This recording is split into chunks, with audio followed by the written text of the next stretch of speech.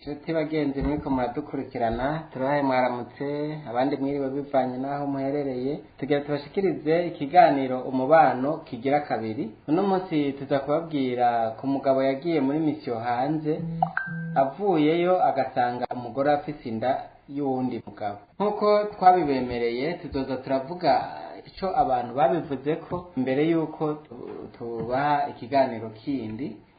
Mu kiganiro umubano ca mbere umuntu yagize commentaire aravuga ati uwo mugabo abanza asuzume neza ntibabe bariko baramuhenda kugira ngo urugo rwiwe ngo rusambuke, agira amaso ntagira amatwi. Ngira ngo muribuka mu kiganiro caheze ko twari twababwiye ikiganiro umugabo apfuha cane yarafise ingwara yo gupfuhira umugore wiwe. Reka rero tubandanye n'ikiganiro umubano kigira kabiri uno munsi. Uwo muryango rero ni umuryango umwe wo mu ntara imwe mu Burundi warubanye neza cane imbere yuko serugo wawo ashobora kuronka misiyo yo kuja gukorera hanze y'igihugu, ariko kuva agarutse uwo mubano wabo ugeze aho umwansi ashaka. Mu gihe yari yimirije kuva muri misiyo, umugabo vyaramuguye mu matwi ko umugore wiwe asigaye asambana n'abandi bagabo. Ashitsi iwe icambere kwabaye kuja gupimisha umugore wiwe asuzume ko atoba yaranduye ingwara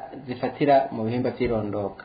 Umugore yabanje kwanka, ariko umugabo aramubwira ko ari itegeko babahaye ku kazi kugira ngo nihagera kuronka iyindi misiyo bamenye yuko ingene bitwara, ngo bategerezwa rero kukwipimisha ngo umuntu mbere yo kumenya ingene bitwara bavuye muri misiyo. Yaramusiguriye birakomera ko bishitse agasanga afise indwara ziciye mu guhuza ibitsina ata misiyo n'imwe azosubira guhabwa muri ako kazi. Narirya bwari ubwa mbere baronse udufaranga bashobora kubakamwo inzu ya mbere.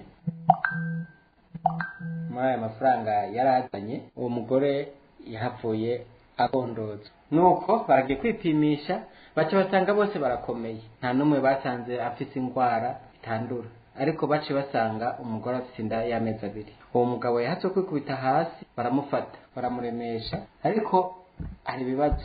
Ikibazo ca mbere umugabo afise akunda abana 2 bari bamaze kuvyara, akiyumvira yuko yubakanye n'uwundi mugore uwo wundi azoshaza yanka abana, afise umutima mubi akabaturubika abana biwe ukuntu abakunda kumva batoshobora kuregwa na mukase. Akiyumvira kurera umwana naho atavyaye bikamwanka muntu. Umugore nawe ikibazo afise yiyumvira ko aramutse akoroye inda amategeko azomuhana agaca acirwa urubanza rwo guherayo, kandi n'umugabo agafungwa azira gutatabara umwana ari mu nda. Ntibakivugana kandi umwana ari mu nda. Mubahanuye iki? Andika muri commentaire utange impanuro kuri uwo muryango. Birashoboka akaba ari imiryango ifise ingorane nk'izi, mubahanure ingene vyogenda. Commentaire zanyu tuzoca tuzisoma mu kiganiro umubano gikurikira. Nimwibagire gufyonda kuri j'aime no gupartaja kugira ngo abandi benshi bashobore kuba bobironka, kandi ntiwibagire subscribe kugira ngo nitwatanga ibiganiro bishobora kubaho byo gushikako ubwa mbere. Ukaba ufite umuntu yipfuza impanuro, nutwandikire kuri mail yacu itaraburundi2014@gmail.com. tuzoca tubishira ku rubuga tutamuvuze izina kugira ngo abantu bamuhanure urwo rugo rushobore kuba rwomara kabiri. Murakoze naho mu kiganiro gikurikira.